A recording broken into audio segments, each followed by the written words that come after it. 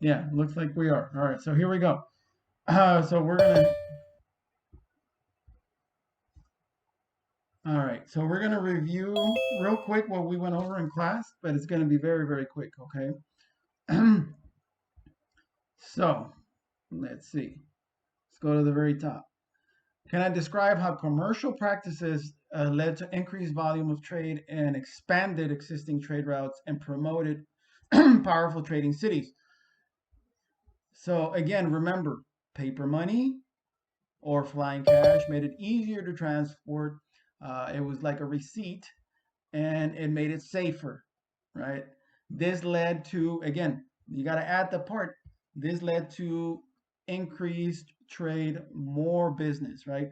Banking houses, they kept your money safe, gave you a loan, and that created more money by using credit. Uh, Caravanserai, same thing, places where travelers could stay. Sixth period, somebody said, was these places like the first truck stops, like the original, the OG truck stops? Yes. Why? Because you're no longer stuck with trading only as far as your camel could take you in one day. You could rest up there for a couple of days and then keep going forward, right? So that's how the caravanserais were important to trade and being able to expand trade. Okay. So again, that also led to powerful new trading cities. Kashgar, Samarkand, all the Swahili coast. This one is not, we said it in sixth period, and I wanted to take it off. Why am I taking this off? Swahili city states on the coast. Why does that not belong there? Why is that not an answer as one of the powerful city states? Help me out, somebody. Why is that not why is that not an answer? Why would you get that wrong if you answered it in a short answer question?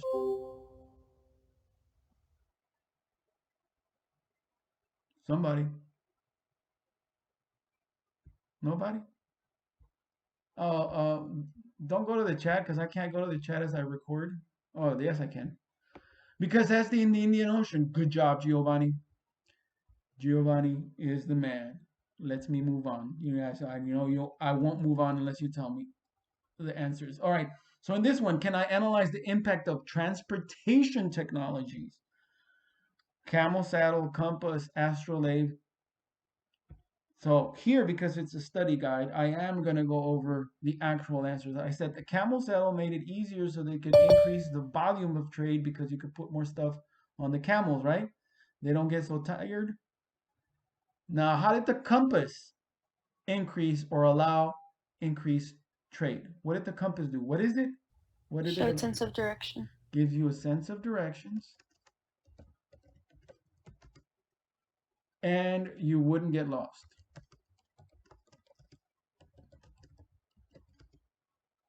right? In the desert.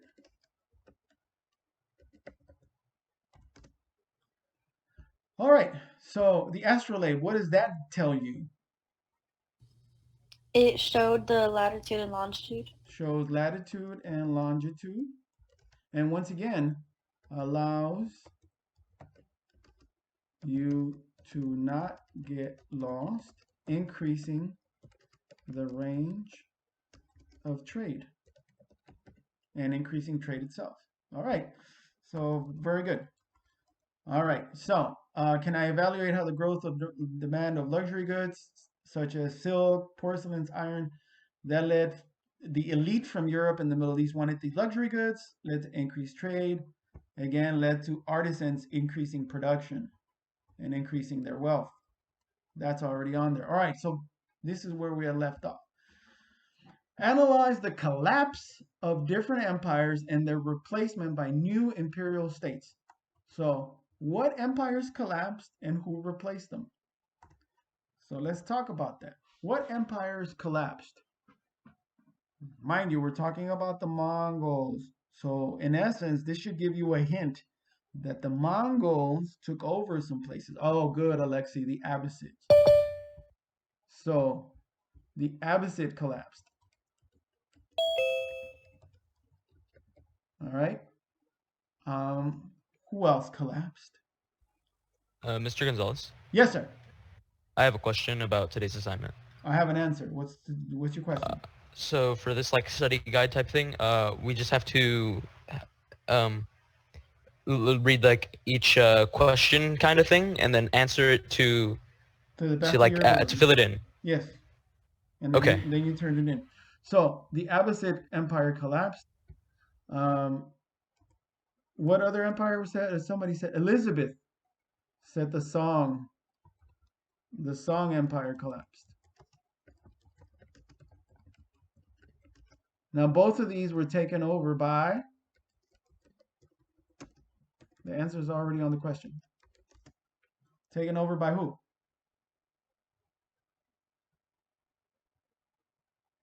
The Mongols.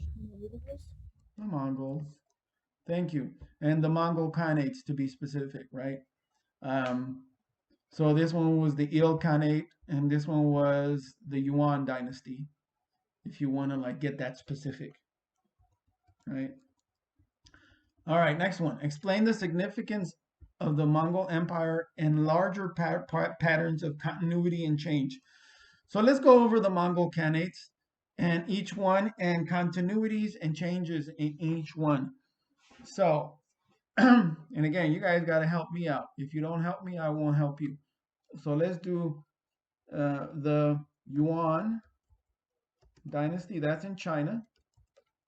What continued and what stayed the same in the Yuan dynasty? And what continued and what stayed the same in the other ones? But let's start with the Yuan dynasty. From the video you all watched, what continued and what stayed the same?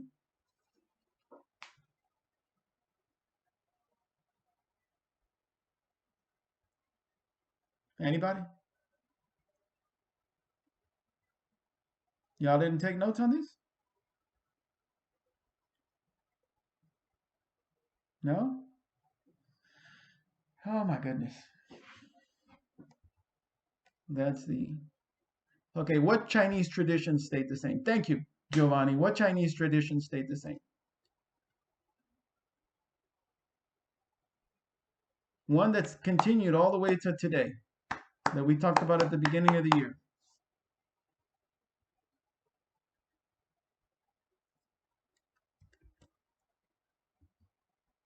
Patriarchy. Very good. I was going to put something else. Patriarchy stayed the same. Okay. What other Chinese tradition stayed the same?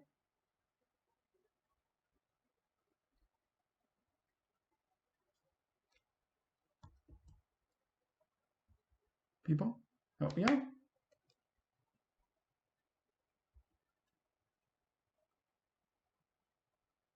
No? Confucianism. There you go. Somebody said Shania. Whew, whew, thank you. What religion was important in China at that time? Not Confucianism. But what religion had already spread there, got there, stayed there? Boom. So, Islam, yeah, Islam got there, but that was not the religion of choice in China. That is not the religion. Buddhism. Shania is on the ball today. Buddhism. Hinduism was not the case. That's in Southeast Asia and in India. All right. So now that's in the Yuan dynasty. These are things that stayed the same. Okay. What changed? So some of these cultural traditions stayed the same. So the Mongols had to adjust, or yeah, they did. They had to adjust to China's cultural traditions, and they had to adopt those same cultural traditions. What changed? What changed with the Yuan dynasty? If that stayed the same, so what changed? Technology. Okay, so technology, and specifically what type of technology was improving? Oh, I misspelled technology. Okay, so what type of technology and the use of which technologies did the Mongols come in and borrow from the Chinese themselves and from other people? Warfare technology. Well, give me specifics though. Which ones? I mean, you're good, Alexi. But give me which gunpowder. Good. Shania, McWright. Gunpowder. I think she's ready. Catapults. Yeah, I don't know how to spell it either. It's okay. Gunpowder, catapults, right? So warfare technology changes. What else changes? Let's think politics. Let's think politically. Remember, politically, I'm wondering what the rules are, what the laws are, who rules, how they rule. So politically, what changed? Who became the new rulers? What did they call themselves?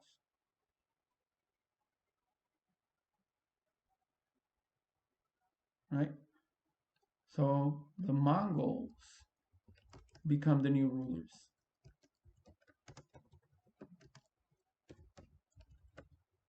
They become the new dynasty. Now, they use the idea, and this is a continuity, they use the idea of mandate from heaven. So they say, hey, we got the mandate from heaven now, y'all. We got the mandate from heaven. Right? And they use Confucianism to justify their rule as well. Right? However, they become the new dynasty. Religious manipulation, yeah, they use Buddhism and Confucianism to tell people to justify their rule, is what I just said. So they use that mandate from heaven. So that's the explanation there. All right.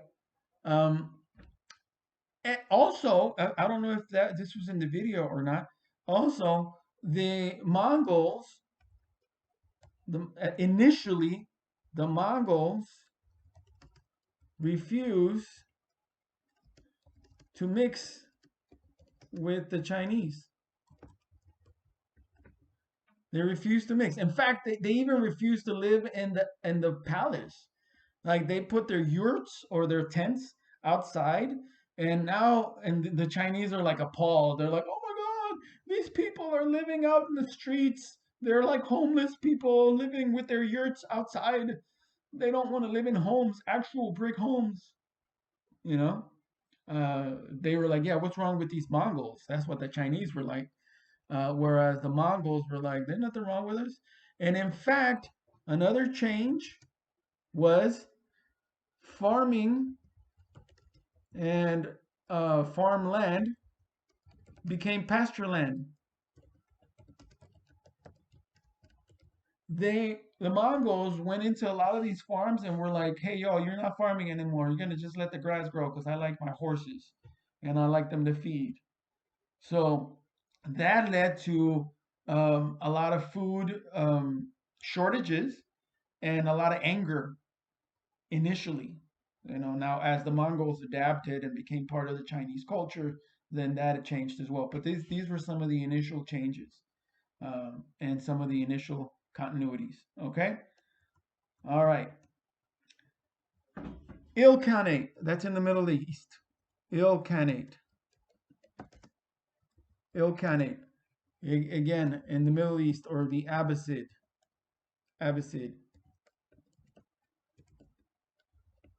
replacement.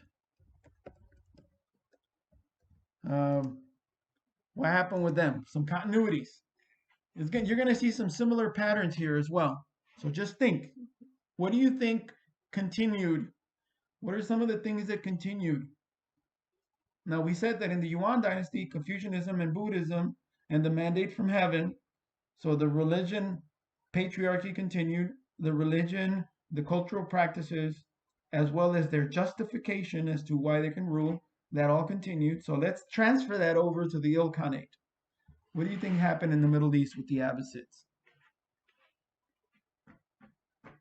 What continued?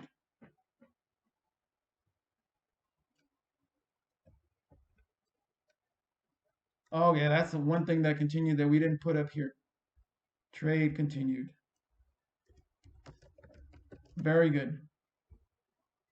So trade continued. That's one thing that they always did. What about culture-wise? What continued culturally?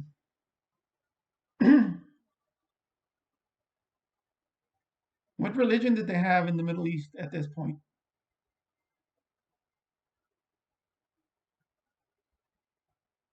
Islam. Islam continued.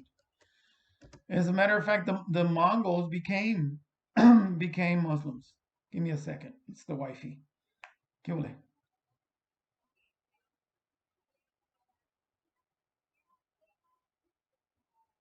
Mulch.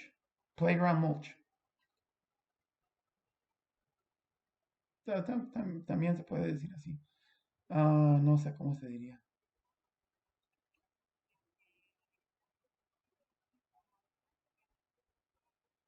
10, 10 cubic. ¿Qué? ¿Por qué he estado hablando todo el rato desde las 7 de la mañana? 10 cubic yards. 10 yardas cúbicas.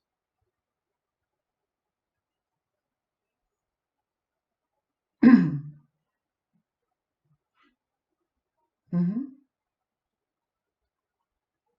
O yardas cuadradas. No, it's cubic yards, not squared. Not squared, it's cubic yard. 10 cubic yards. Ujú.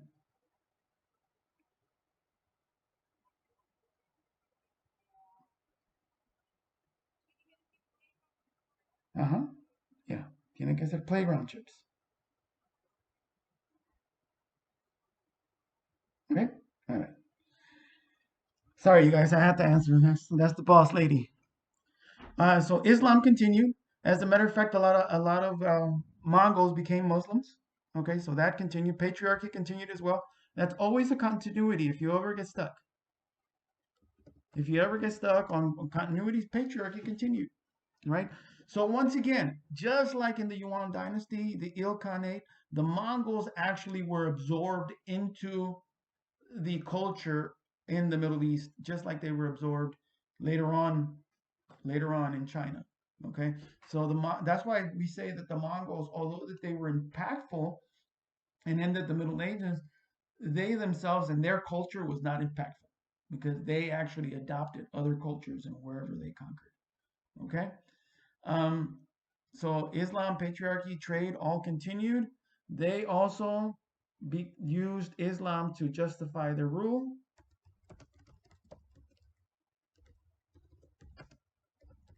Okay, and actually they made trade better.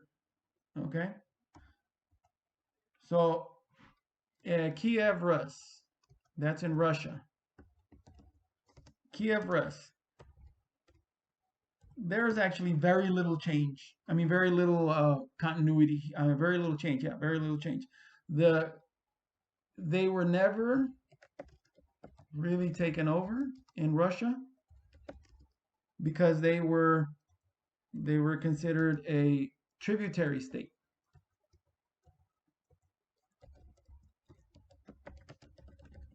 In other words, they gave the Mongols tribute.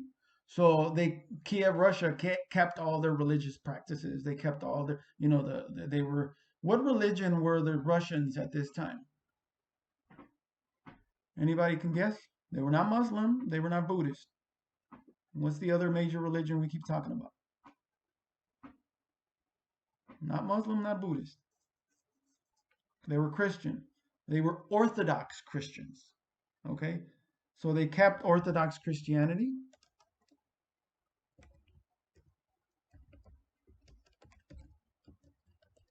So, and at the end, a lot of the princess or a lot of the people, they rule themselves.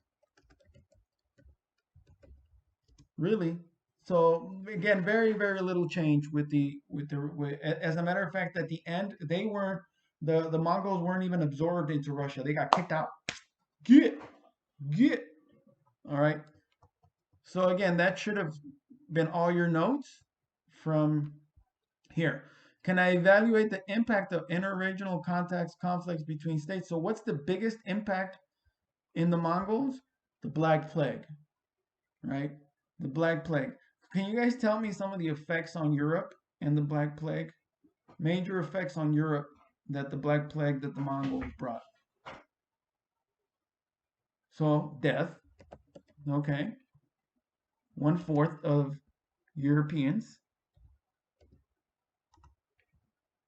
Work went down, so it was it ended. What trading slowed down? Yes. Let me put that. Trading slowed down. What hierarchical system that they have that actually disappeared because the population went down and the workload, you didn't have people to work anymore. What did that end? So it ended what? Feudalism, Alexi. I think Alexi's ready. It ends feudalism. It causes riots. Right? Causes riots. And it leads to the beginning of experimentation, which later is going to lead to the scientific revolution. So although the Mongols didn't leave a huge effect, like a cultural effect, the fact that they caused this on Europe changed the world. So although they didn't directly affect the world, they indirectly affected history. If that makes any sense to you, and this is huge. These riots, the end of feudalism, trading slowing down, because then later on, trading picks up again, right? Trading picks up again, and people are like, "Hey, this dude Marco Polo, he was out there with the Yuan dynasty, and he like had all this stuff, spaghetti, spaghetti." All right. So Indian Ocean, we already did the astrolabe, we already did the compass. Okay, so better ship design leads to, once again, growth of trade. We talked about this in class, but we didn't talk about how exactly does the ship design lead to more trade. How does a fluid or a caravel lead to more trade? What about the fluid and what about the caravel allowed them to have more trade? What could you do with the fluids in the caravels?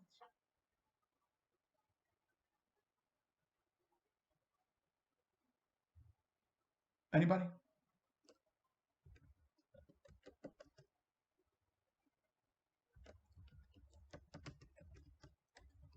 Hey, carry, hold cargo. Yay! Capacity to hold cargo. Who said that? Alyssa. Alyssa. That equals more goods. Now, check this out. Not only does it equal more goods, people started trading in bulk goods.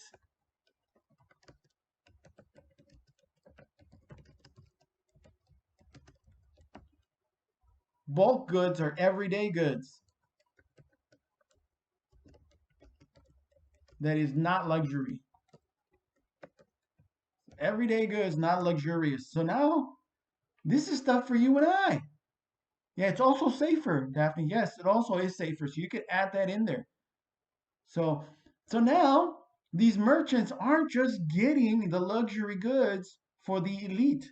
Now they're actually making money off of people like you and I. Now they're bringing rice, right? Now they're bringing wood. Now they're bringing things that they wouldn't bring before because these ships allow them to. And they allow them to make profit from these everyday bulk goods. All right? Latin cell. What does the Latin cell allow them to do? What can they do with a Latin cell?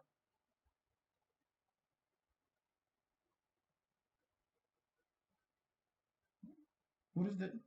You sail against the wind. Alexi is on it. Oh no, that was ISIS. So now you can go further, right? Now you don't have to wait for the winds either. You can catch the wind in both directions, in all directions. You're good, right? So the rudder, how does the rudder allow for more trade, increased trade, better trade? What does the rudder do?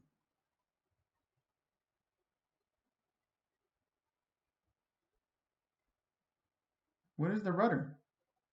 What is a rudder? It's for steering. It allows for better steering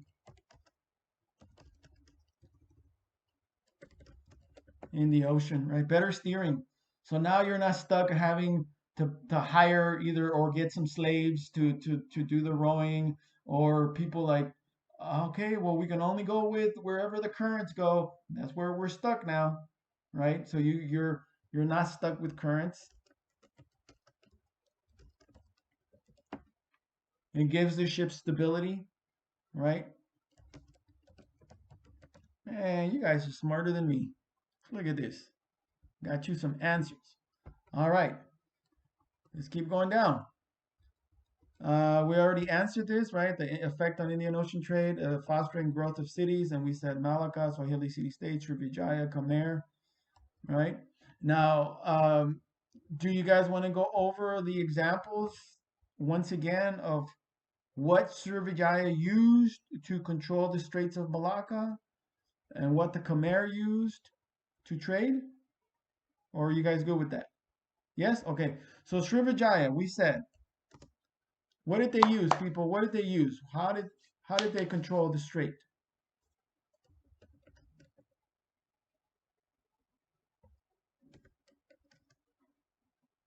You didn't use an army because it's the ocean. What did they use? Their navy. Very good. She always saves me. Thank you, McWright. And gold. They used large amounts of gold to control trade in the Spice Islands. Okay? So, what about the Khmer? The Khmer did not use their navy, nor did they use gold, nor did they use spices. What did they use? Agriculture and rice.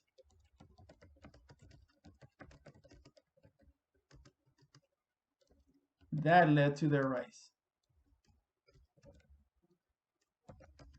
Rice like this, right? Rice like that. Their rice, like they came up. So rice led to them rising. Woo, that's easy to remember. All right, so the Swahili city-states. What did they use for trade and how did they go up? Swahili city-states. Very important things that they traded here. Gold, very good. Ivory, one missing, that's not a thing.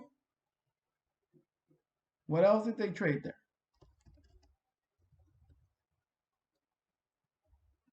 Salt, yes. Metals, yes. Slaves. Remember, this was the beginning of the slave trade going from the east coast of Africa to the Middle East due to sugar trade. That's going to then transfer next period when we talk about the Atlantic slave trade and the sugar trade in the in Haiti and Dominican Republic and all that stuff.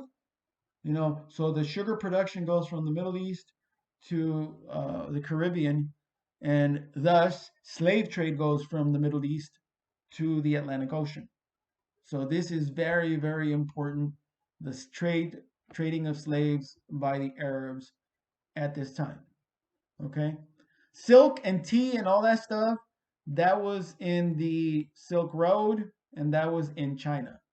Okay, so don't get those things confused. We're talking about Indian Ocean trade here. Remember to look at the question, and the question will ask you whether it's an effect or a cause, and the question will also tell you where we're talking about. Effect, cause, or place. All right. So diasporic communities. Was the taxing of all trade coming from Indian Ocean trade or West Africa? Taxing of trade happened everywhere. Taxing of trade happened everywhere. So the Mongols, when they took over and made it safe for people to travel there, they taxed it. When the Abbasids had taken over and they made it safe to travel there, they taxed it. So anybody, whoever controlled the trade routes, taxed it. That's how they became big in the first place. Okay? Always, taxation's always good. So I'm going to show you guys a map of the diasporic communities, right? And you can get it yourself. Look at how I'm going to look it up. AP World History Freemanpedia Diasporic Communities. This guy made a pretty easy map to look at. And where, I think this is it.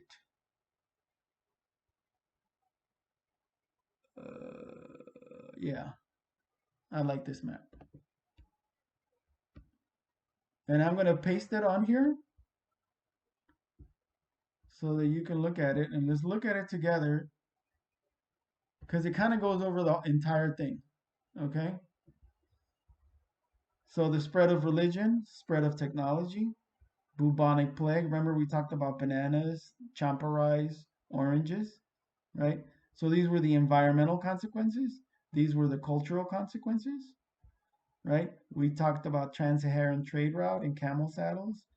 Talked about the exchange in the Indian Ocean, right? And even though these things transfer over here and here, so this is kind of like a really easy to look at, quick. Let me just review in a second. All right. So that he also talks about diasporic communities and shows you here people from the Middle East ended up in India, southern India, right? They ended up here in the East Coast. So wherever you see the little faces, those were the diasporic communities. Mainly Muslims here, here, here, here, here. Now, he doesn't show it here, but there were also many Chinese merchants along India and in Southeast Asia. So Chinese merchants were in here. So I'm going to post this into our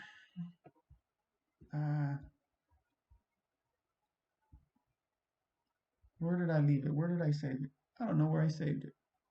Let me save it once again.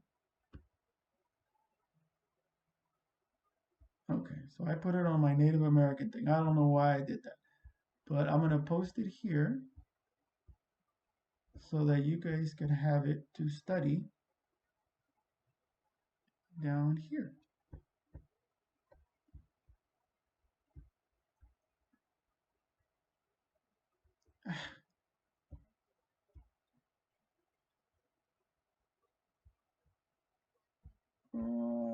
There it is.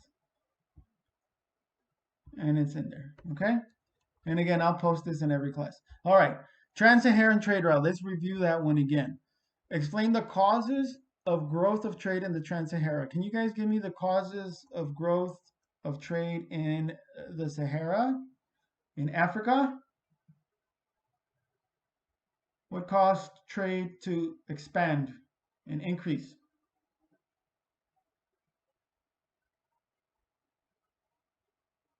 Y'all are lost already? We talked about this already.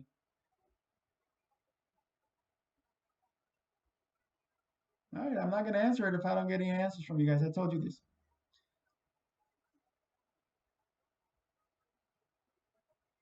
Camels. Thank you. Camel saddles, right? There you go. Good job, Isis. You saving people. And who helped increase trade?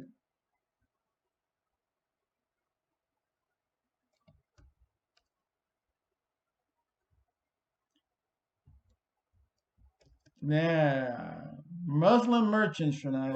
You're like the savior. Muslim merchants. Muslim merchants. Thank you, Alyssa. All right, so that's the causes. All right. Now, what were the effects? We talked about one effect, and matter of fact, we wrote a whole DBQ on this one effect. What happened in West Africa as an effect of this? Islam, the spread of Islam.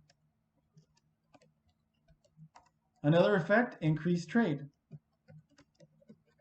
Okay, give me another effect.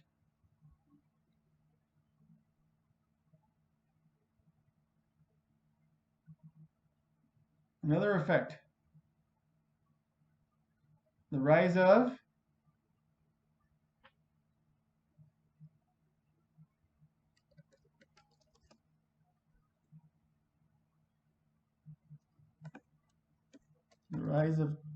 yes, the spread of knowledge.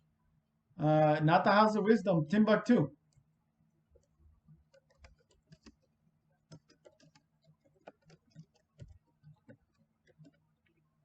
Spread of knowledge, Timbuktu. So causes, effects. Causes, effects. All right, we're almost done, people. We're almost done. Explain how the expansion of including Mali facilitated communication. That's just explaining these two things. So we're going to skip that. That led to the expansion of empires like Mali, right? So that's all you got to explain. That trade also led to the expansion of empires.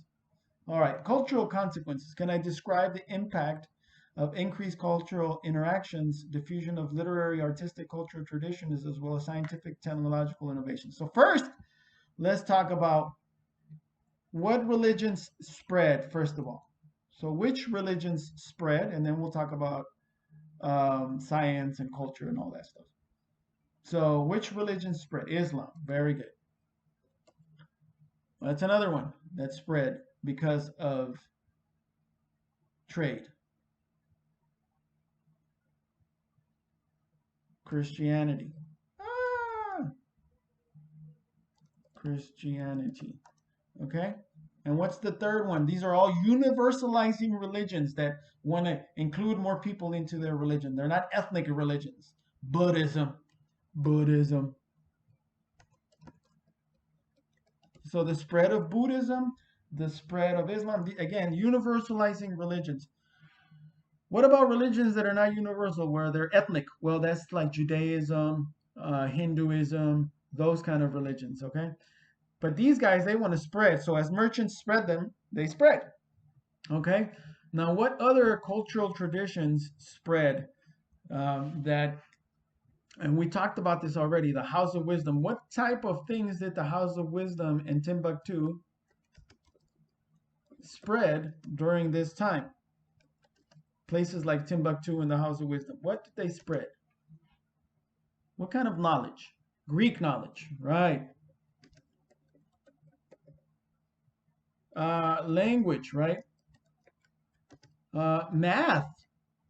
I hate those people because they spread the idea of algebra, right? And trigonometry and medicine. There you go, medicine. And the ideas of like the eye and the circulatory system. The first hospitals, right? Hospitals. Literature, like the 1001 Nights, right? The Sinbad and all that mess.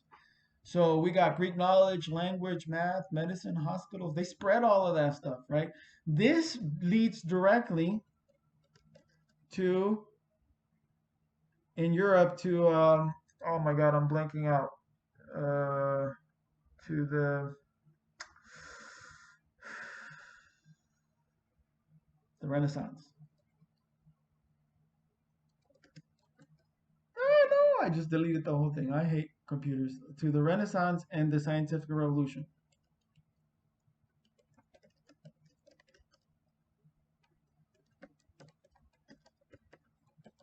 So this doesn't happen. The scientific revolution and the Renaissance don't happen without the spread of culture due to the spread of trade. All right. Explain the impact of increased urbanization, productivity in the cities as a result of expanding trade. All right, I don't know if I went over this one. I'm going to just tell you guys. You have an increased amount of craftsmen producing more. You also have specialization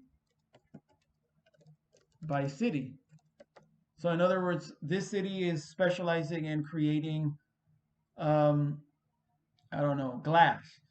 This one is specializing in myrrh, and this one is specializing in silks. In India, the city specialized in cotton, right? So I'm going to say that example, cotton production in Indian cities. All right. So that's the explanation there. Now, environmental consequences, diffusion of crops. Can somebody help me and tell me what crops were diffused? Give me the crops. Come on, people. Crops. Corn. The hell? We haven't talked about corn yet. Bananas, yeah.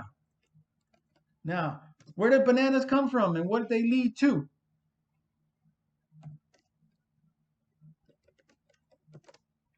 Bananas came from where?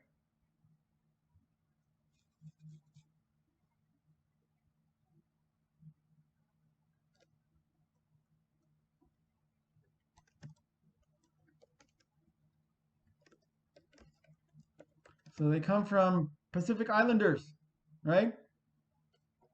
They lead to population growth in Africa. They were to fill up someone's stomach. Yeah, a lot of calories. There are a ton of calories, right? And possible for you to do more work. Thank you, Alexi. All right. Another food product other than bananas.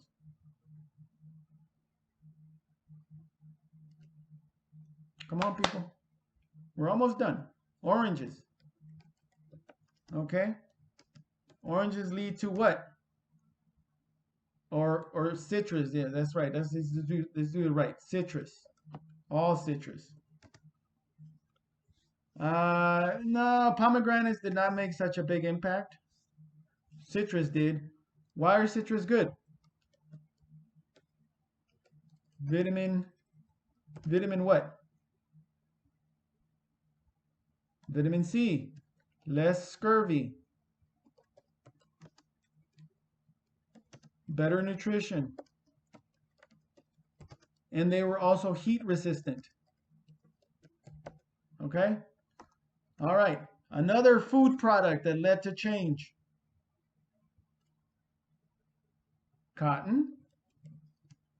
And,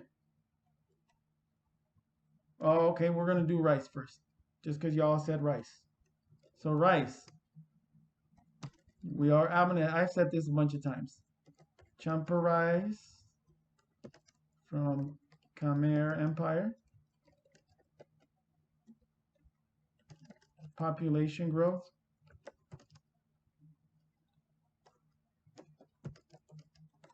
In China and all over Southeast Asia. Okay? All right, cotton. And what's the other thing other than cotton that comes from India? India. From India. A food.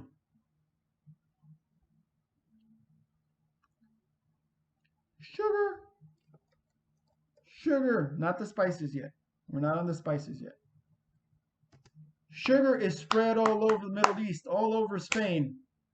What is spread as a consequence of the spreading of sugar plantations?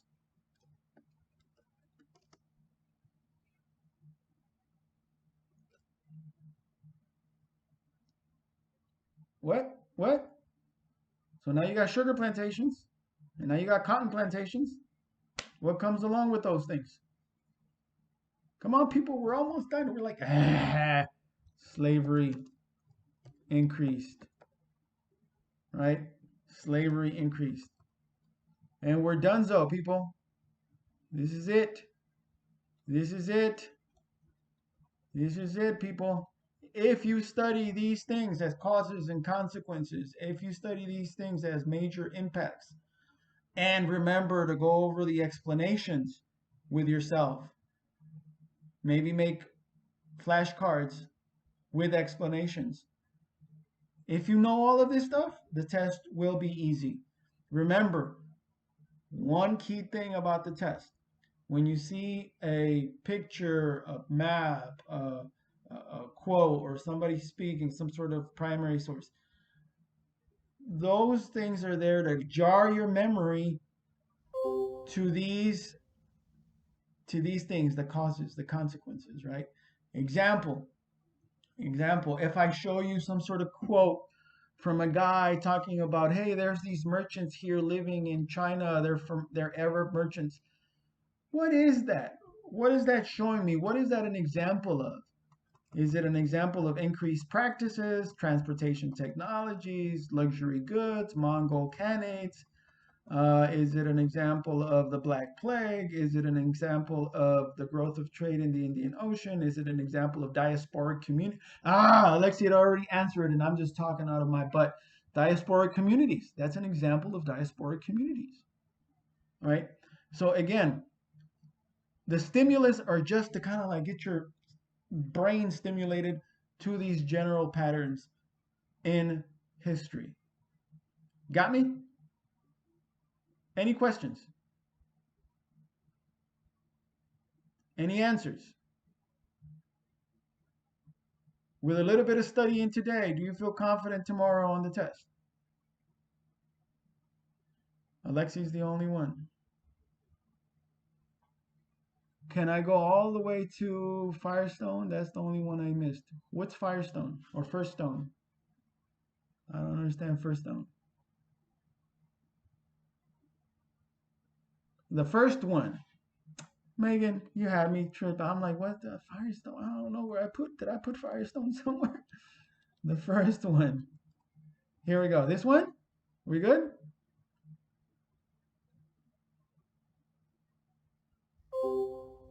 Yeah? All right. Have a good one, folks. That's the end of this thing. No, thank you, McWright. Thank you. You saved people because I wasn't going to be saying no answers. You saved folks. Thank you. Thank you, guys. See you all when I see you. Adios.